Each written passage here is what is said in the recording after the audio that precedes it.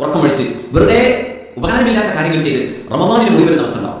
നമ്മെ സംബന്ധിച്ചിടത്തോളം നമ്മുടെ വാട്സാപ്പ്, നമ്മുടെ ഫേസ്ബുക്ക്, നമ്മുടെ ഫോണിലോ കമ്പ്യൂട്ടറിലോ നടക്കുന്നത് അതൊക്കെ കൂട്ടി വെച്ചാൽ തീരാവുന്ന വിഷയമുണ്ട്. നമ്മളെ സംബന്ധിച്ചിടത്തോളം വലിയൊരു സോഷ്യൽ പ്രോബ്ലമായിട്ട് വരാറില്ല. പക്ഷെ നമ്മൾ ഇൻഡിവിജ്വലി ഓരോരുത്തരും വളരെ അന്നസറിയായ നിസ്സാരമായ വിഷയങ്ങൾ വിവാദങ്ങളും ചർച്ചകളും ആക്കിയിട്ട് എന്ത് ചെയ്യും, നമ്മുടെ വിലപ്പെട്ട സമയം നഷ്ടപ്പെടുത്തും. അതുകൊണ്ട് റമദാൻ മുറിവ് പറ്റാതെ നമുക്ക് ലഭിക്കണം. അല്ലാഹു സഹായിക്കട്ടെ.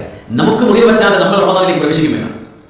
അതായത് നമ്മുടെ നിസ്കാരം കൃത്യമാണ്, നമ്മുടെ വാക്കുകൾ കൃത്യമാണ്, നമ്മുടെ അമലുകൾ കൃത്യമാണ്, നമ്മുടെ ലക്ഷ്യം കൃത്യമാണ്. നമ്മൾ റമദാൻ ഒരുങ്ങിയിരിക്കുക. അങ്ങനെയാണ് റമദാനിലേക്ക് കയറി ചെല്ലുമ്പോൾ ഒരു വിവാഹത്തിന് പുതിയ വരുന്ന കയ്യിൽ കാശിട്ടും കാലിൽ വെച്ച് വടിവിട്ട് വരികയാണെങ്കിൽ ആ അവസ്ഥ എന്താ ആലോചിച്ചു?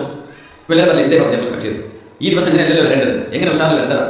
അവർ വടിവിട്ട് പിടിച്ച് സ്ട്രെച്ചറിലൊക്കെ അല്ലെങ്കിൽ വീൽ ചെയറിലൊക്കെ വരുന്നത് എന്തേ എന്തെങ്കിലും ആക്സിഡന്റ് സംഭവിച്ചു കാണും. അങ്ങനെ കണ്ടാവല്ലോ. ഉദാഹരണം പറഞ്ഞു അതുപോലത്തെ വരെ റമദാനിലേക്ക് നമ്മൾ വരരുത്. എങ്ങനെ? നമ്മുടെ അമലുകൾക്ക് മുറിവ് പറ്റിയിട്ട്. അപ്പോൾ അതിന്റെ അർത്ഥം എന്താണെന്ന് വെച്ചാൽ റജബിലും ശഅബാനിലും ഈ 2 മാസം അല്ലാഹു തആല നൽകുന്നത് ഒരുങ്ങാനാണ്. അതുവരെ വീട്ടിലേക്ക് ഒരുങ്ങാൻ കഴിയില്ല.